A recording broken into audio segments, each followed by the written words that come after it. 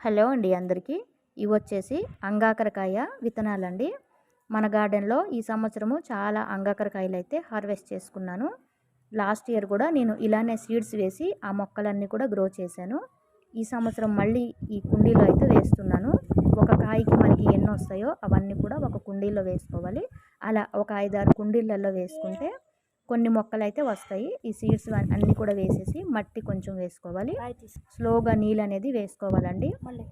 ఇప్పుడే వస్తాయండి. ఇప్పుడు మనకి అంగాకరకాయలు కూడా ఎక్కువగా దొరుకుతాయి కాబట్టి వర్షాకాలంలోనే కాయలు దొరుకుతాయి. అలాగే ఈ విత్తనాల నుంచి మొక్కలు కూడా మనకి తొందరగా వస్తాయి. చూడండి, అన్ని విత్తనాలు వేసుకుంటే ఒక్క మొక్క వచ్చింది. ఇది ఈసారి నేను నేల మీద పెడదామనేసి మళ్ళీ సీడ్స్తోని మొక్క గ్రో చేశానండి. ఇంకా వస్తాయేమో కొద్ది రోజులు చూసిన తర్వాత వస్తే అప్పుడు నేల మీదకి రీప్లాంటింగ్ అనేది చేస్తానండి. Thank you.